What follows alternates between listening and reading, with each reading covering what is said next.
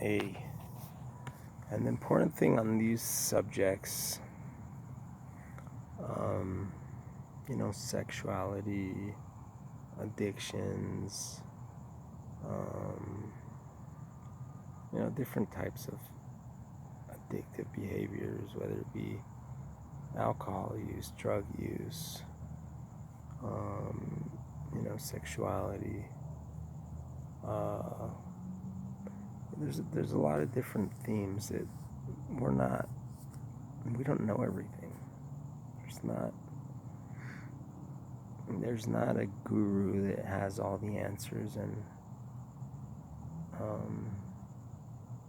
we've all seen different approaches to these things. And so these aren't things that are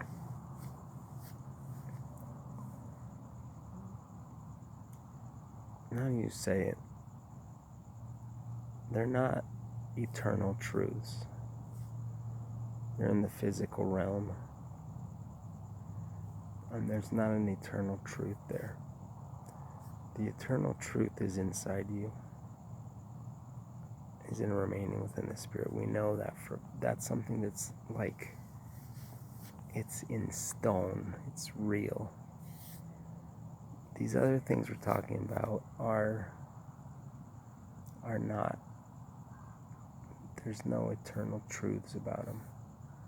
We can receive guidance though about them, about the dangers of them. And we don't condone use of alcohol, use of drugs, sexual promiscuity. Now, does that mean we're not going to have sex? No.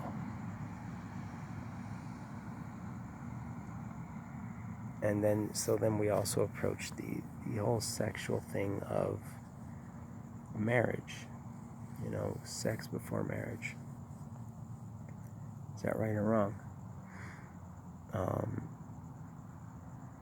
I think the sexual act is a very sacred act.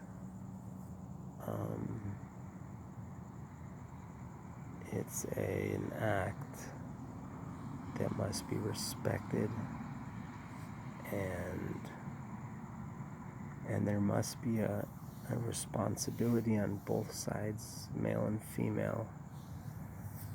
And above all, of course, there must be love. There must be that pure love. Now, what is marriage? Marriage is an institution of the state. There's also marriage within religions, though. So yes, I do think that there should be a bond between two individuals before engaging in sexual activity. Some type of marriage, you might want to say, or some type of union. But it's hard to say. There's not an eternal truth. We know that sex without marriage can lead to a lot of suffering.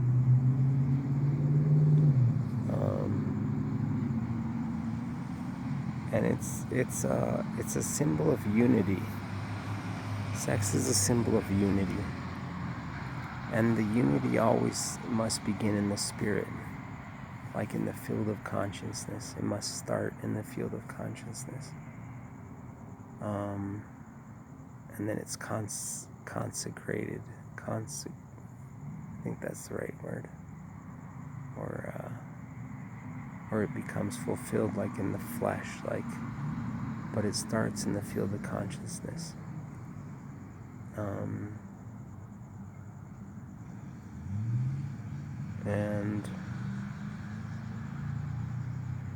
And there is a danger, so we talked about the field of consciousness, your thoughts. And so thoughts, promiscuous thoughts, also lead to it just leads to the wrong path. I mean, we're here to serve. We're here to work towards the kingdom. We're here to love. And when we have, sexual thoughts about other people that we know, it just leads you down the wrong path. Because like we said before, you can't hide your thoughts. They're out there. They become a reality. Maybe not in the physical way, but they're just part of your being. And so, but then again, if you restrict too much your thoughts, it creates the opposite effect. So it's hard to put there's definitely a development that goes on. You don't want to restrict too much, but you don't want to allow too much. There's a definite balance that goes on all the time. And so yeah, I'm not an expert. Definitely not an expert. But I tend to have some authority, though, I feel, in the field of trying to remain within the Spirit. And that, for me, always seems to bring out the right answers in certain moments. And I have been led down paths that are not good for me. With, promiscuous thoughts and things like that. And it just doesn't lead to peace of mind, peace of consciousness, especially if you're in a relationship.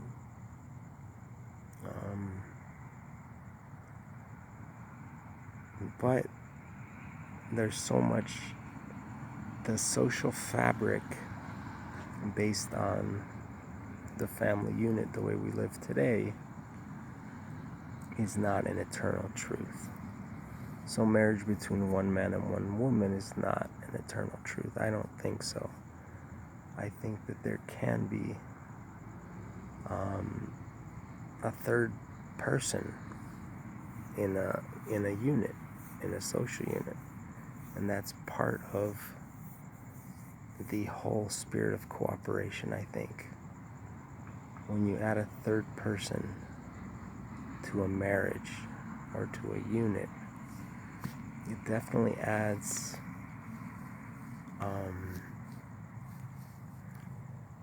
I think we have a lot of trouble with trust in our society, and thus we have one man, one woman marriages. Because when a third person comes in, there's no trust, and it's kind of like that possessiveness, that control. You start losing that when there's a third person. I think. I don't know. I've never been a third person, but I would think so. You would think so. And so your trust has to become greater. Your sense of cooperation has to be greater. And so I think that's definitely a possibility. 3-person, 4-person. Once you get into 3, then, who knows what the numbers turn into, right? But there must be the unconditionality is the important thing of relationships. The most important thing in a relationship is unconditionality. Once relationships become conditional, then that's the end of the relationship. And that's the hardest thing, is to give that unconditionality to someone. And once again, is divorce okay? There's just so many variables, so many factors. And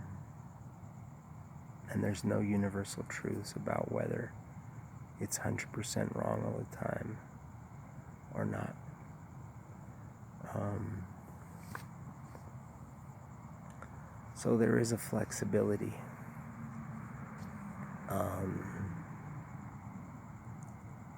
So we get into very gray areas here in all these subjects we've been talking about tonight, because they're all topics that are not eternal.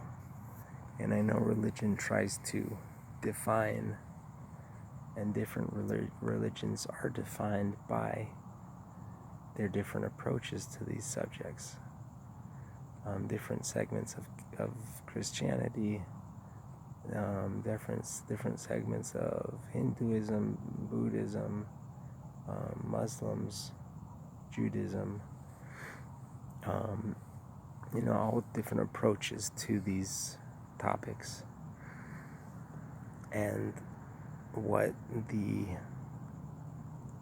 New Covenant, or the Gospel of Love approach, is trying to become a unifying force of all religions, an umbrella, something that is simple and universal.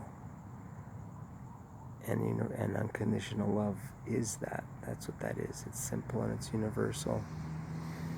And it's hard to categorize it and put it into a box.